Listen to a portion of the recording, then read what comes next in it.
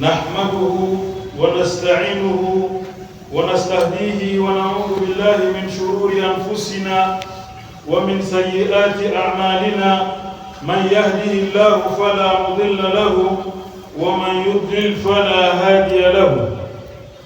وأشهد أن لا إله إلا الله وحده لا شريك له، وأشهد أن محمدا عبده ورسوله صلى الله عليه وعلى آله وأصحابه. يا أيها الذين آمنوا اتقوا الله حق تقاته ولا تموتن إلا وأنتم مسلمون. يا أيها الناس اتقوا ربكم الذي خلقكم من نفس واحدة وخلق منها زوجها وبث منهما رجالا كثيرا ونساء، واتقوا الله الذي تساءلون به والأرحام إن الله كان عليكم رقيبا. يا أيها الذين آمنوا اتقوا الله وقولوا قولا سديدا يصلح لكم أعمالكم ويغفر لكم ذنوبكم، ومن يطع الله ورسوله فقد فاز فوزا عظيما. أما بعد، فإن أصدق الحديث كتاب الله، وخير الهدي هدي محمد صلى الله عليه وسلم، وشر الأمور محدثاتها، وكل محدثة بدعة، وكل بدعة ضلالة، وكل ضلالة في النار. أما بعد، فحياكم الله جميعا إخوة الفضلاء، وطبتم وطاب ممشاكم، وتبوأتم جميعا من الجنة منزلا. أسأل الله الحليم الكريم جل وعلا الذي جمعنا مع حضراتكم في هذا اليوم وفي هذا المكان الطيب المبارك على طاعته أن يجمعنا في الآخرة مع سيد الدعاء المصطفى محمد صلى الله عليه وسلم في جنته ودار مقامته، إنه ولي ذلك والقادر عليه. أما بعد، أشكر الله سبحانه وتعالى Swala na amani zimwendee Nabii Muhammad sallallahu alayhi wasallam. Faliqauna al-yawm ma'a hadratikum insha Allah. Khutba yetu ya leo ama liqaa yetu ya leo tutazungumzia kuhusu istiqbalu shahri Ramadan, tawjihati wa wasaya. Yani tutazungumzia kupokea mwezi mtukufu wa Ramadhani, njia ambazo tutapitia ndani, wasia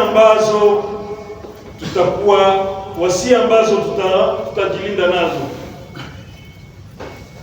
Ikhwatul muslimun, nahnu leo sisi yawmu thalith fi shahr Ramadan, kama sikudanganyika, leo ni siku ya 3 ya mwezi mtukufu wa Ramadhani. Fi bidayati shahr Ramadan, tungali katika mwanzo wa Ramadhani. Nahnu fi bidayati shahr Ramadan, tungali mwanzo wa Ramadhani. Maana mwenye alikuwa na zania mwezi mtukufu haujaingia, tayari yatia marsh montre yake, train inaanja enda, tungali mwanzo. Utalibukum, kwa hiyo Waislamu watukufu, na waomba tajdidu nia, watu kuanja kutayarisha nia mpya, tutie nia mpya. Kama ile turi ya kwanza uliona ni mzaa, siku ya kwanza ikapita, siku ya pili ikapita, ukaona huenda siku ya pili inapita, unaona ingali mzaa, na kuomba tajdidu nia, tia nia ya mpya, uingie katika trend. Mwenyezi Mungu anasema ya'maluna dhahiran min alhayati dunya wa hum 'anil akhirati hum ghafilun.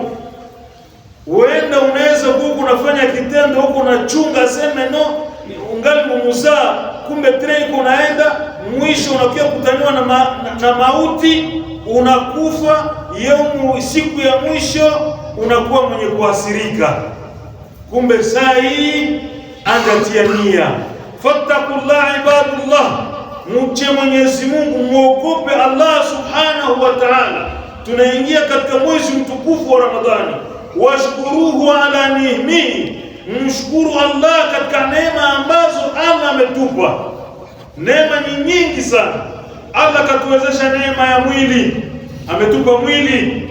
Imaginede kuishi mwaka mzima, leo umefanya mwaka, Allah amekujalia umekuwa na mwili mzima, siha nzima, afya njema. Mwaka jana mpaka leo mwaka inapita, Mungu anakupatia fursa kuingia katika Ramadhani. Amekukuta Mwenyezi Mungu leo, Mungu akakupa tena siha na afya njema, ukaingia. Allah akakupatia neema ya kula, Allah alikupa neema ya kunywa, ana alikupa neema ya watoto wake. Lakini yote neema iliyokuwa kubwa mwa hizi neema zote ni neema ya kuingia katika mwezi mtukufu wa Ramadhani. Inna min ni'ma Allah al-azim ala hadhihi al-umma an yatafaddal alayna bi shahr Ramadan alladhi farada fihi ala ibadihi siyami naharihi. Neema kubwa ambayo Mwenyezi Mungu katupa ni kuingia katika mwezi mtukufu wa Ramadhani, ambao alitufaradhishia kufunga mchana wake, kisha na akaifanya kuwa sunna kushimama usiku, qiyamul layli au tarawih.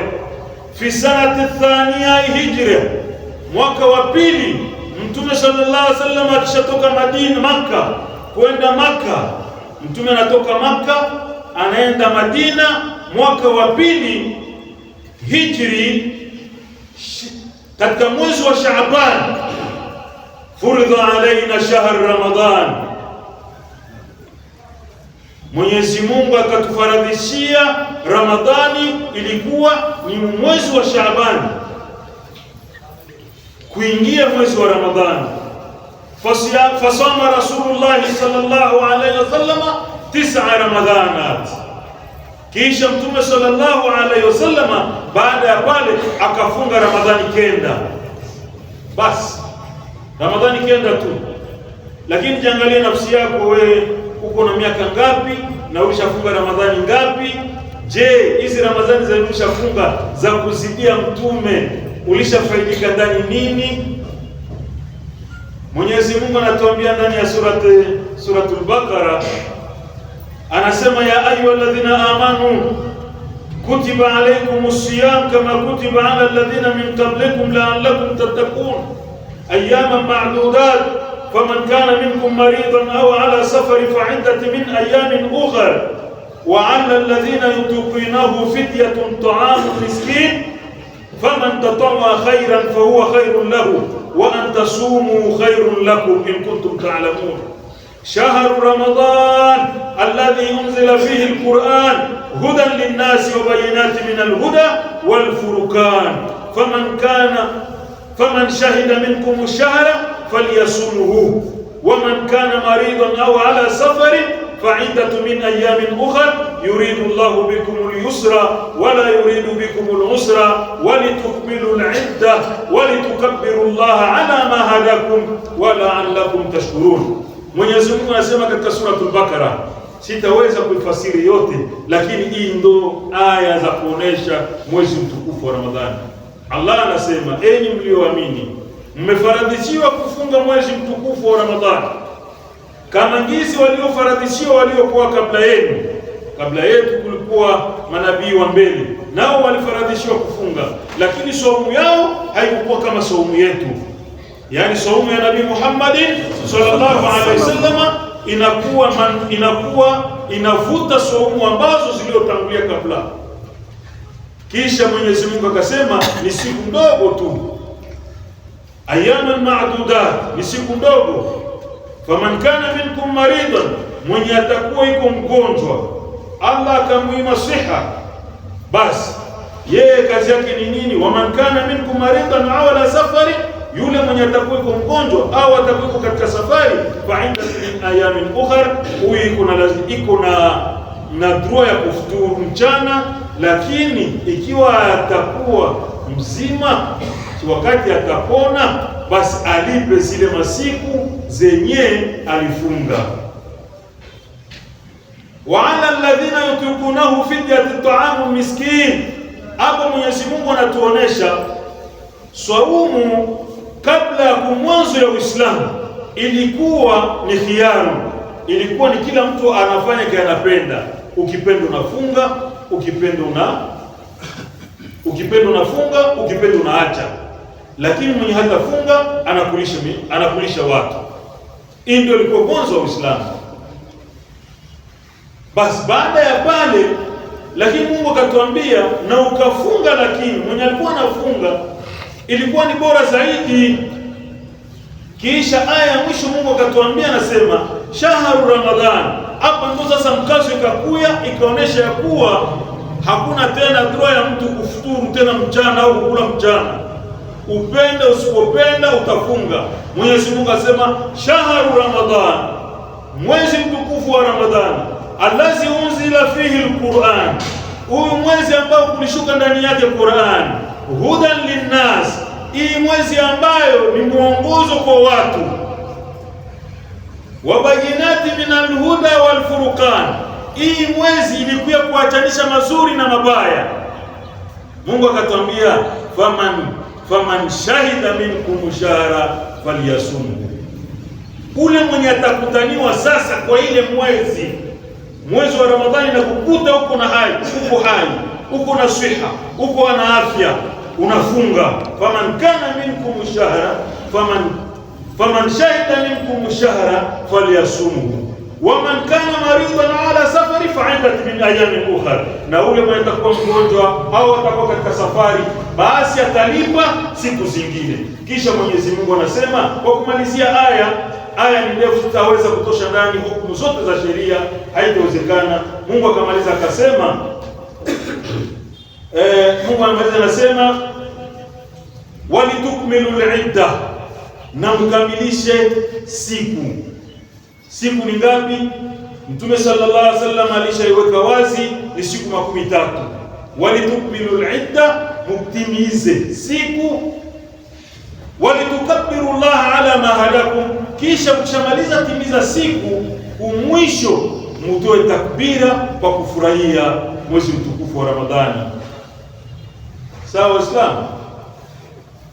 Baada ya Mwenyezi Mungu kufaridhisha saumu na kuleta hukumu nyingi ndani ya msafiri, ya mtu mgonjwa, siwe nini, ile yote Mungu kaionyesha katika hii aya. Hatuwezi kuimaliza kwa hii muda 30 minutes kumimbali, lakini tungeliomba Waislamu wahudhurie vikao vya darasa, vikao vya elimu, ndio hukumu za sheria ndani zinaenda. Lakini hapo tunakuwa tunaibaiba tu, maana mtu anakosa ya kusema katika neema hizi Mungu akatuonesha kwa mwisho. Mtume ndio alituonesha kwanza kwa mwanzo, wakati mwezi unaandama lazima mtu anatufanya dua. Mwezi ukaandama, unaandama kwa dua, na mwezi ikaisha, unaisha kwa takbira. Hivi ndio Mwenyezi Mungu akatuonesha ndani ya Qur'an. Basi ala kulli hali, wakad akrama Allah hadhihi al-umma, Mwenyezi Mungu alitufadhilisha katika hii umma mwezi huu mtukufu wa Ramadhani bimakarimi, ukarimu nyingi na fadhila mingi katika hii mwezi, hatuwezi tukahesabia.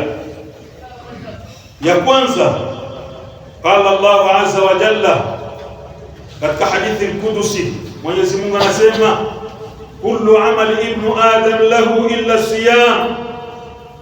Mwenyezi Mungu katika hadithi al-Qudusi anasema vitendo vyote vya mwanadamu ni vyake. Swala ni yako, siwe zaka ni yako, siwe nini, illa saum, isipokuwa saumu ni ya Allah. Saumu ni ya Allah, na Allah ndio mwenye anayoangizi atailipa.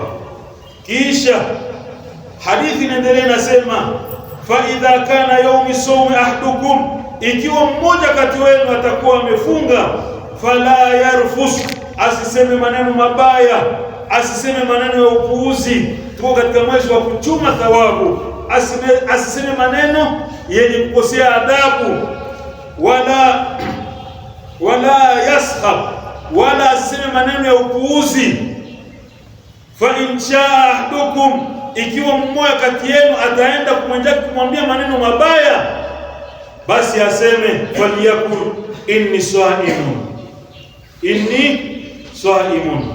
Wowote ule mwenye atakiwa kukwambia maneno mabaya katika mwezi wa Ramadhani, mwezi wa kuchuma thawabu, mwezi wa rehma, mwezi wa maghfira, mwambie inni saimun, sitaki maneno na wewe, mimi nafunga.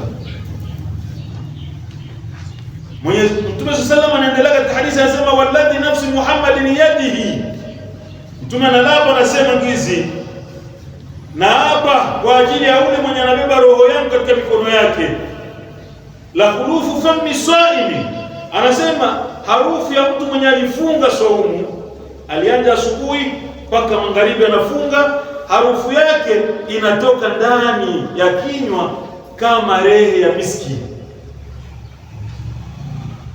Ya pili, ahibatu fillah, aljannatu laha abwab, aljanna ya Allah subhanahu wa ta'ala iko na milango 8 abwab, milango 8. Katika milango 8 hii kuna mlango ambao wataingia waaminifu bila hisabu, nao wanaita ni babul ayman, watu wataingia bila hisabu. Tunamwomba Allah subhanahu wa ta'ala tujalie tukue miongoni yao. Baada ya babul ayman, watu ambao wataingia bila hisabu, kuna babu swala, babu zaka, babu sadaqa, babu jihad. Kuna milango ziko tofauti na majina tofauti, lakini Mwenyezi Mungu akajalia mwezi wa Ramadhani, mwenye atafunga Ramadhani akaijalia nayo mlango ikuwe babu ar-rayyan. Hii babu ar-rayyan hakutakuwa ambaye ataingia ndani isipokuwa yule mwenye alifunga saumu. Tunamwomba Allah subhanahu wa ta'ala atujalie tuingie miongoni ya wale ambao wataingia babu ar-rayyan. Alladhi qala sallallahu alaihi wasallam, ar-rasul Rasul sallallahu alaihi wasallam anasema inna fil jannati baba yuqalu lahu ar-rayyan, asema ndani ya janna mna mlango ambao unaitwa ar-rayyan, yadkhulu minhu as-saimun, wataingia wale ambao waliofunga. Yawm al-qiyama wataingia, la yadkhulu minhu ahada, hakutaingia mtu yoyote ule mpaka ule mtu mwenye alifunga. Mlango utakuwa umesema aina as-saimun, biko wapi walifunga? Walifunga wanajionyesha, wanaingia. Kwa hiyo yadkhulu minhu, hakuna mwenye ataingia mwingine isipokuwa wale ambao walifunga. Wakishaingia ughliqu, mlango utafungiwa.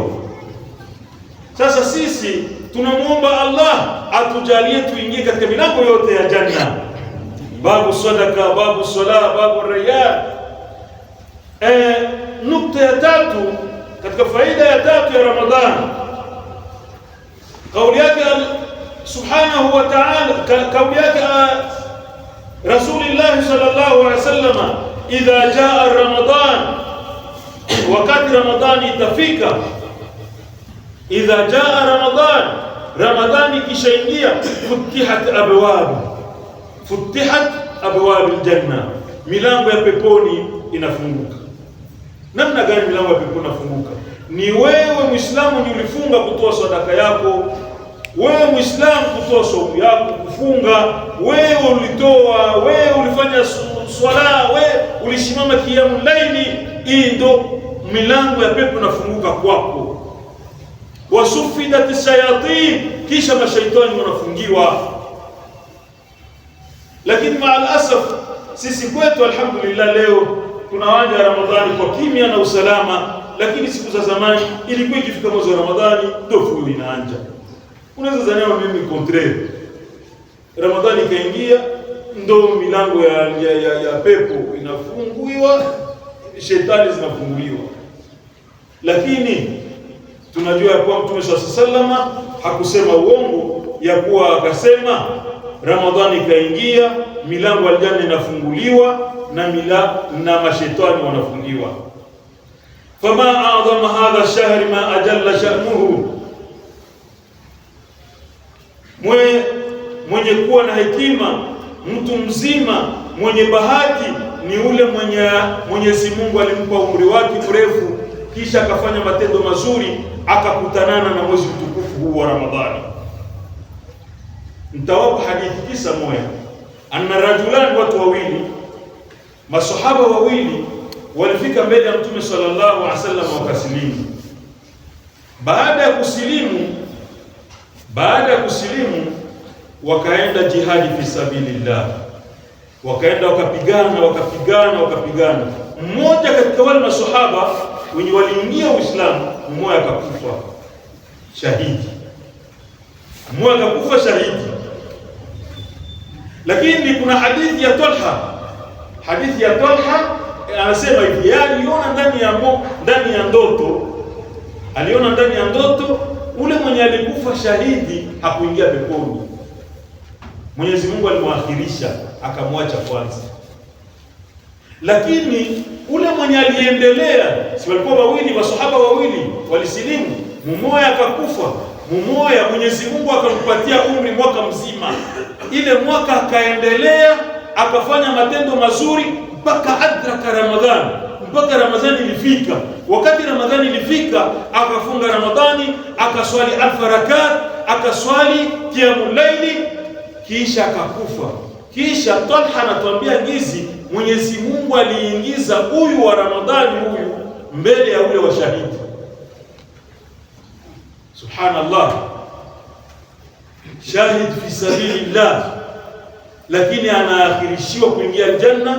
Lakini mtu mwenye alifunga Ramadhani anaingia mbele wa shahidi.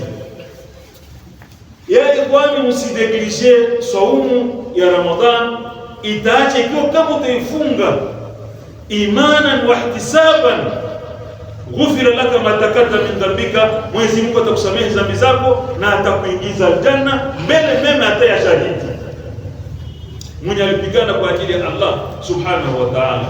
Basi kwa hiyo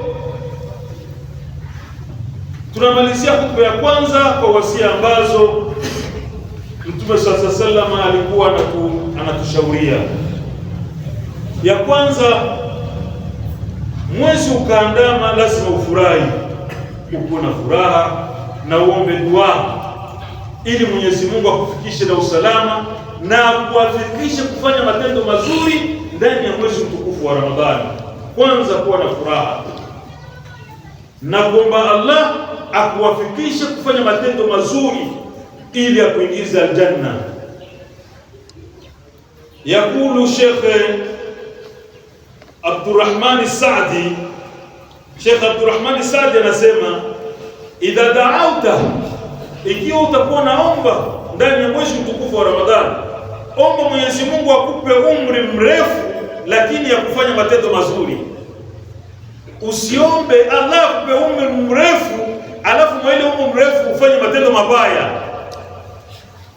Al-ilm, experience ni nini?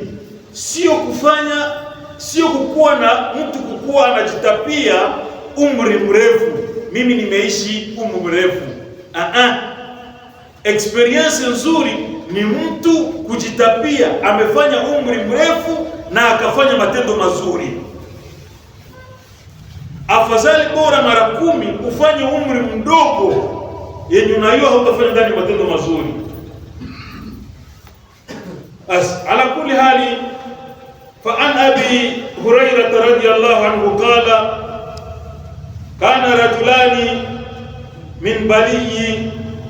Hii ni hadithi ambayo ilipokelewa na Talha ibn Abdullah katika silsilati sahihi Albani, ya kuwa Mwenyezi Mungu amemuingiza mwenye alifunga Ramadhani kwa nia nzuri mbele ya shahidi. Wasia ya pili, kuna kaida usulia inasema hivi, at-tahliyat kabla at-tahliya, ni mtu kwanza kujitengeneza, kujiandaa vizuri kwa kupokea kitu. Tunaona shahri Ramadhani inakuja, ni wewe Muislamu kwanza kujiandaa kuacha mabaya, machafuko, zambi, usta na kufanya tauba ili upokee mwezi mtukufu wa Ramadhani, ufanye ndani ibada nzuri, ufanye ndani qiyamul laili, kisha Allah subhanahu wa ta'ala akulipe mema, uingie peponi. Ama wasia ya tatu, nitawahusia muhafadhatu ala salawati jamaa, na wahusia swala za jamaa, arrawatib, sala 5 za jamaa, asubuhi wadhuhuri walasri walmaghrib walisha, kwa jamaa, hasa wanaume swala ya jamaa ni misikitini. Maana asaf tunakutana leo misikiti ikifika la asiri watu wote hauko. Adhuhuri ishakuwa kawaida, hakuwa ni safa moja au mbili. Mwezi mtukufu wa Ramadhani lazima watu wahifadhi swala zao, sala za jamaa, hasa wanaume. Hakuna swala ya jamaa ya mwanaume nyumbani, na kwa wanawake wasalie manyumbani kwao, hamna tatizo. Swala ya jamaa kwa wanaume msikitini, swala ya jamaa wanawake nyumbani zao ni bora zaidi.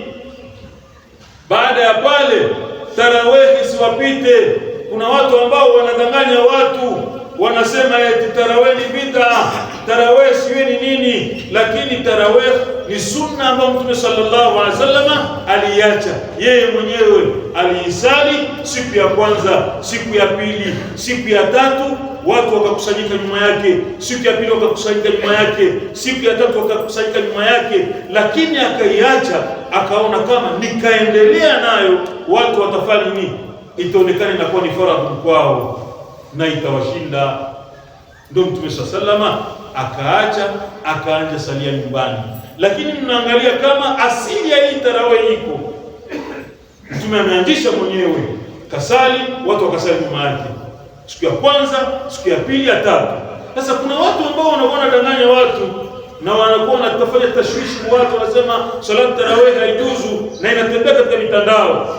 Halahala na hizi mitandao, Waislamu watukufu, hii ni simu yangu, saa yote nasema kile ninapenda. Usiku mzima naweza nikasema, mchana mzima naweza nikasema. Hii ni simu yangu, naweza nikaandika chote kile ninapenda na nikakibiblia kwa mitandao.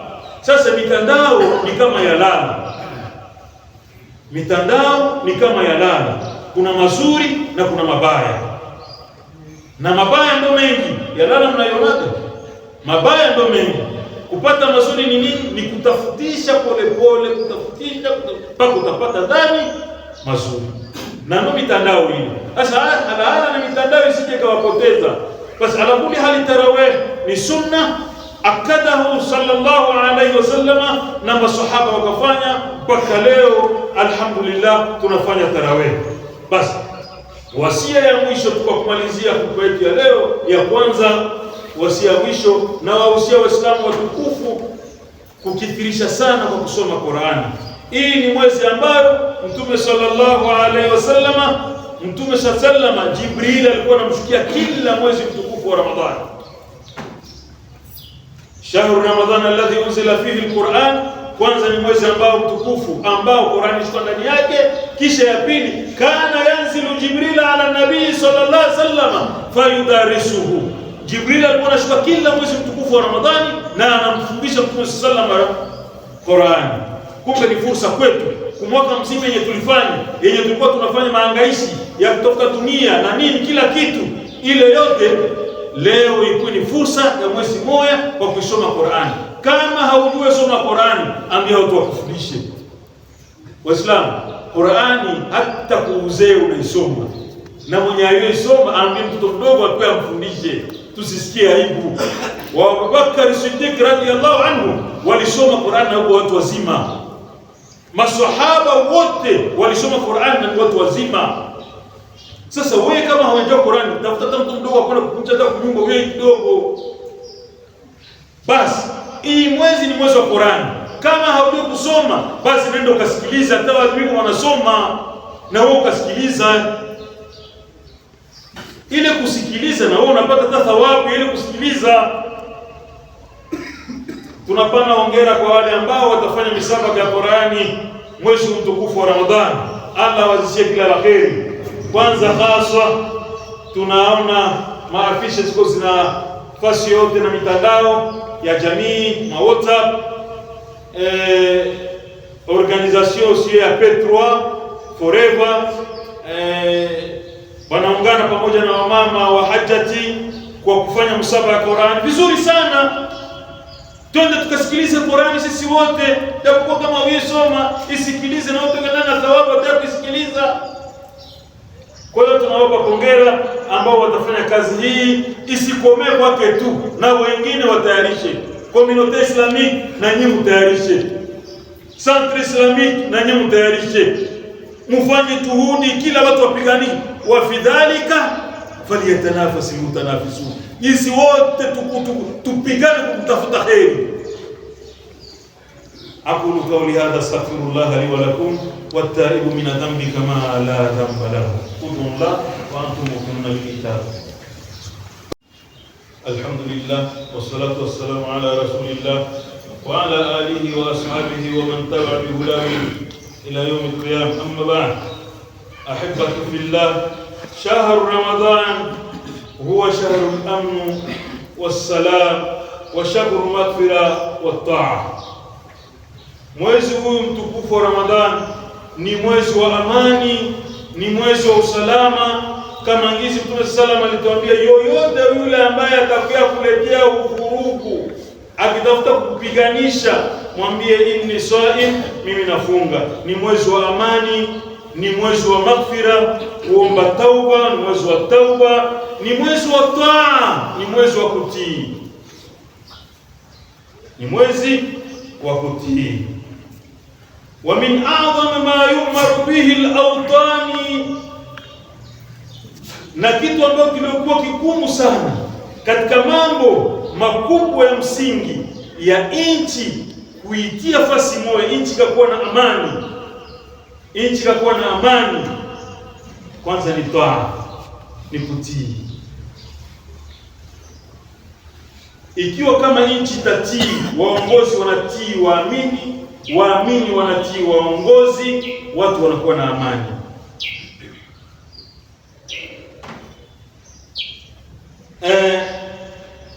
Na ile taa, kutii, ni toa ya sheria, kutii kiongozi wa sheria, kiongozi aliyekubaliwa na sheria. Kama hizi Mwenyezi Mungu anatuambia ndani ya Qur'ani, ya ayyuhalladhina amanu atii'u Allah wa atii'u rasul wa ulul amri minkum. Aya inaendelea, enyi mlioamini, mtii Allah subhanahu wa ta'ala, mtii na mtume wake, pia mtii na viongozi. Madhumuni yangu hapa uongozi, kutii uongozi ni amri ya Allah subhanahu wa ta'ala, lakini ni muongozi gani? Muongozi wa sheria aliyokubaliwa na sheria, na sifa zake ni kama hizi: annahu mas'ulu awwal dini. Huyu kiongozi ni wa kwanza kukuwa mas'ulu wa kukusanya waamini, kuwatia fasi moja. Mas'ulu ani dini, ni wa kwanza wa kuhifadhi dini. Kisha sifa ya pili ni siasa dunia, ni kiongozi ambaye anaenda na serikali yenye iko sawa. Waislamu, ni kiongozi anaenda na serikali yenye iko mtiifu, anatii waongozi, anaenda na serikali yenye iko, anatii Allah subhanahu wa ta'ala, anatii mtume.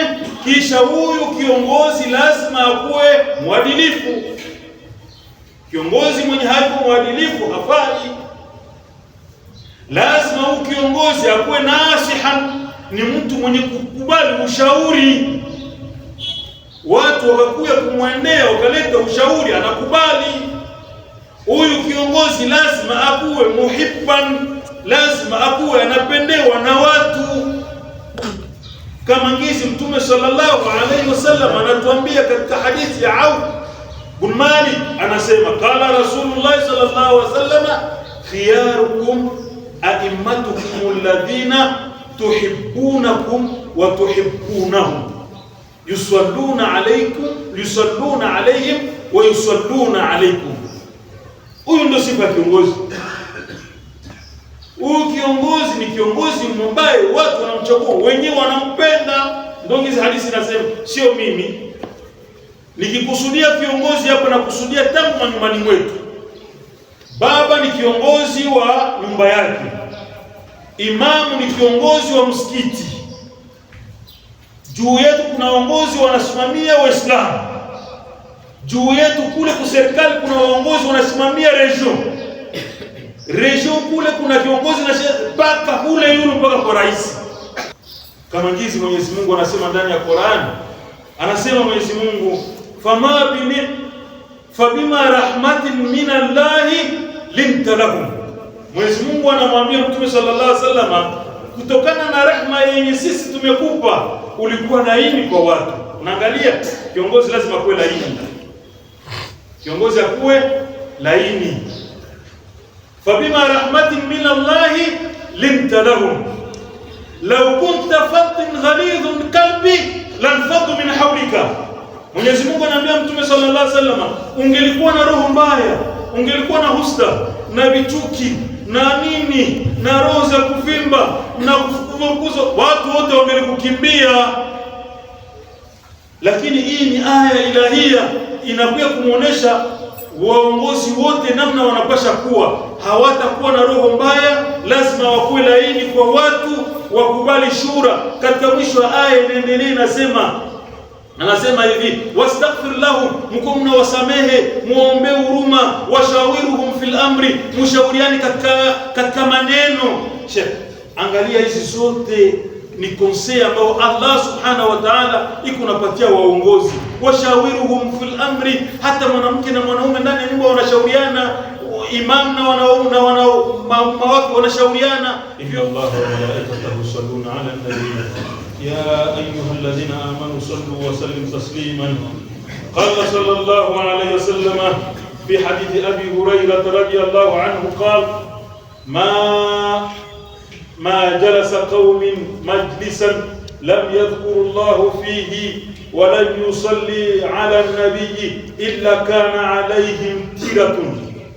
Mtume sallallahu anasema haitapatikana kundi wakakusanyika fasi moja, hii kundi kamaliza mambo yao bila kumsalia Muhammadin sallallahu alaihi wasallam. Sallu ala nabi Muhammadin sallallahu alaihi wa ala alihi wa ashabihi. Allahumma salli ala sayyidina Muhammad.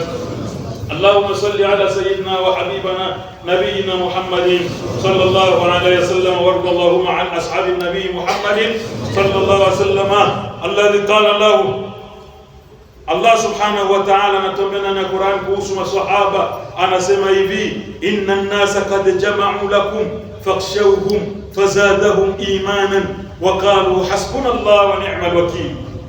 Angalia bangizi Mtume sallallahu alaihi wasallam alifanya kuonesha utukufu wa Nabii Muhammad, kisha kaonesha utukufu wa masahaba. Akawaambia hivi, kulikia kundi ya watu mbele ya watu wanakuja wanaambia masahaba, mnajua nini hapa? Kuna kundi yenyewe kunashitayarisha kuwapiga, kuna kundi yenyewe kunashitayarisha kuwapiga. Masahaba watu walikuwa wanasema nini? Qalu hasbunallahu wa ni'mal wakeel, sisi tunajitosheleza na Allah subhanahu wa ta'ala. اللهم ارض عن أربعة الخلفاء الراشدين أبو بكر وعمر وعثمان وعلي رضي الله عنهم أجمعين. اللهم اعز الإسلام والمسلمين وأذل الشرك والمشركين وانصر عبادك الموحدين. اللهم بلغنا رمضان، اللهم بلغنا رمضان وبارك لنا فيه. اللهم أهلنا علينا بالخير والسلام والإسلام وكل عام وأنتم بخير. اللهم بلغنا رمضان، اللهم بلغنا رمضان. اللهم اجعلنا علينا كل خالصا لوجهك الكريم. اللهم إنا نسألك أن تبلغنا شهر رمضان لا فاقدين ولا مفقودون. اللهم إنا نسألك أن تجعل شهر رمضان المعظم شهر. اللهم اصلح أحوال المسلمين في كل مكان. اللهم بلغنا رمضان وارزقنا صيامه وقيامه وإيمانه واحتسابا. وآخر دعوانا أن الحمد لله رب العالمين، وأقيموا الصلاة، قوموا إلى صلاتكم يرحمكم الله.